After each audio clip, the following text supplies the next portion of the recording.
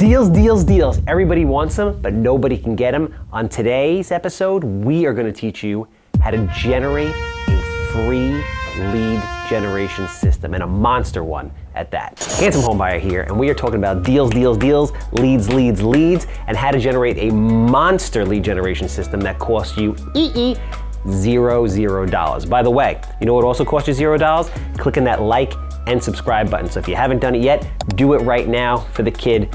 I'd appreciate it. So, modern technology is a very, very cool thing.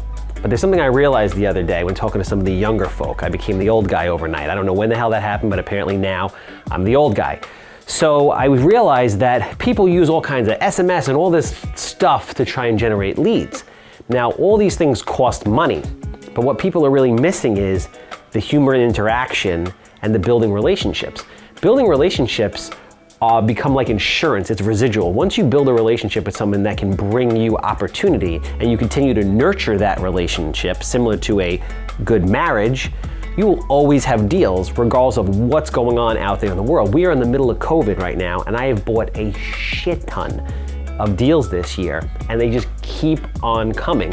Why? A big part of that is because I have spent a lot of time and effort caring, loving, and cultivating relationships with thousands and thousands of people across Long Island that have the ability to supply me with deals. So if you're a person out there who's doing deals but using technology to do it, this vlog is for you. If you're a person that's just getting started and you have no money to market, this vlog is for you. As a matter of fact, this vlog is for anybody who wants to purchase real estate and who wants to be successful basically in any business. So with that, I give you the lost art of being liked, building a free lead generation system, okay? So there's basically two pillars of this, and they're kind of one and the same. It's just showing you, interestingly, how society is moving from one to the other, but don't forget the old school. There's still value in the old school while coming into the new school. Because at the end of the day, even though people, the younger generation feels comfortable just operating with somebody online that they've never met, the older generation doesn't. And if you build that relationship with the younger generation as a one-on-one, it'll just strengthen the relationship that you started digitally. All right, so you get into the real estate game, you have absolutely no money to market, you want to get deals. How do you go about doing it? In person.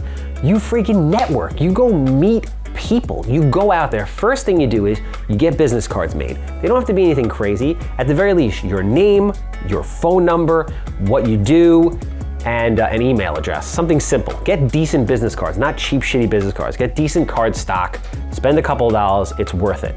Then generate your investment criteria, right? Put your investment criteria out about who you are, what you're doing. It's gonna be one page, what kind of properties you're looking to buy in what areas, right? We have a video about that. You should check that out on building out your investment criteria. Super, super important. Have that.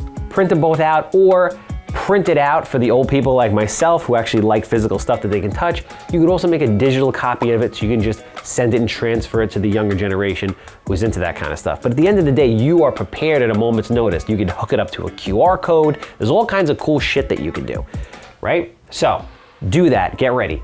Then get out there and start meeting people in different forums. What are some of the forums that you should go out? You should go to RIA meetings. And the key to all this shit is consistency, guys. You can't go to one RIA meeting and be like, shit, I didn't get any deals. I went to East Coast RIA for years, like every single month religiously for years. But you know what? I met a ton of people there. I've raised a ton of money there. I did a ton of deals from that room. And it's an amazing network of hundreds of people that I can tap into when I need anything. Go to RIAs. General events, right? Any kind of event where people are at, if it's real estate related or even not, any kind of professional people, go to it.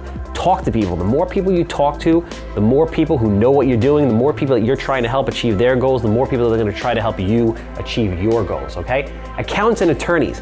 This is awesome. I go to all kinds of accountant and attorney events because accountants and attorneys know what's going on with people's finances and with their lives. They know when they're in financial trouble. They know when they're in legal trouble. They know when somebody dies. They know all these things.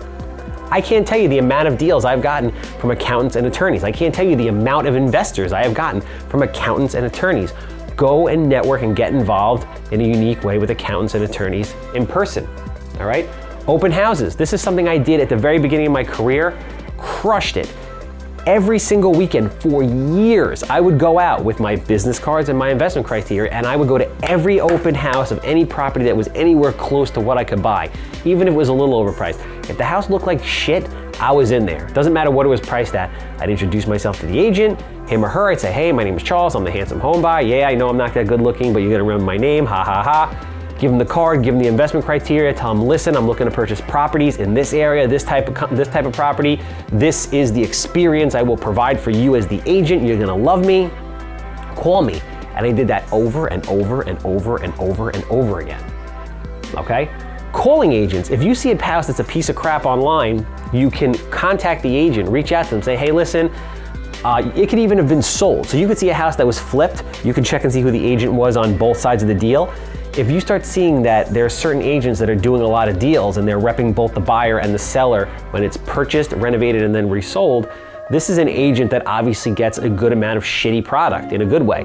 Reach out to that agent, introduce yourself, send your investment criteria, offer to take them out to coffee, tell them you want to work with them, show them other projects that you've done.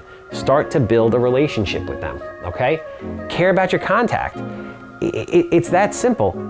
Think about ways that you can help other people. And if you're really looking to build a relationship with someone that's really difficult to crack, you have to think about, their life and little things. People are affected or impacted by little things, not big things. You don't have to buy somebody a car. But if you're trying to meet a realtor who's really difficult to get a hold of, and you know that his son or her daughter or whatever is really likes this particular brand of cookies that's difficult to get, or just something small like that. You get it, you send it over, you say, have a great holiday, hope to do business with you one day, have a nice day. You would be shocked at what that kind of stuff does. Think about the psyche of people and what people like and how you can help people, okay?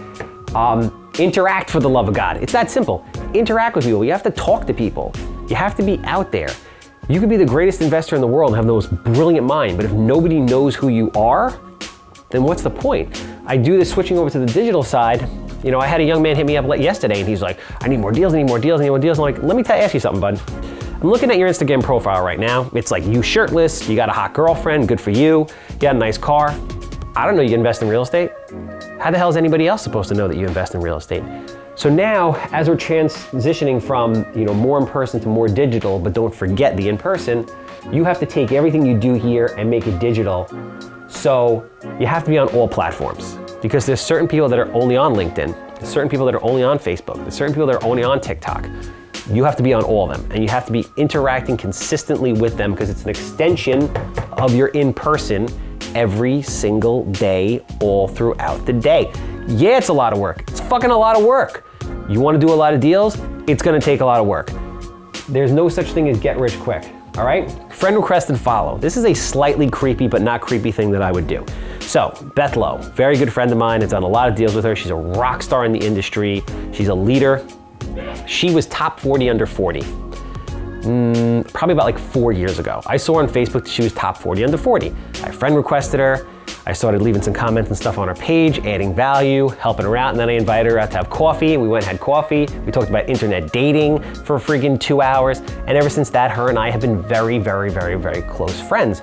So once you meet people in person and you get their business card, follow them on social media and continue the interaction there. It's an easy way to maintain relationships and have people see you there. They're like, boop, oh, there he is, there she is, there they are. And then when they get a deal, they're thinking about you because you're constantly in their face, not in a creepy, obnoxious way. Don't be a social retard, but in a value-giving, friendly, loving way, okay? Remember, social media doesn't turn you into anything. It just magnifies who you are. So be a good person and you won't have a problem. Okay, you're gonna offer value, like I said. Podcasts are freaking awesome. Start a damn podcast. You start a podcast, you can invite anybody on. Most people are gonna come on. You're gonna get the opportunity to meet realtors, investors, attorneys, accountants, wholesalers, all these type of people just by simply having a podcast. People love them, all right?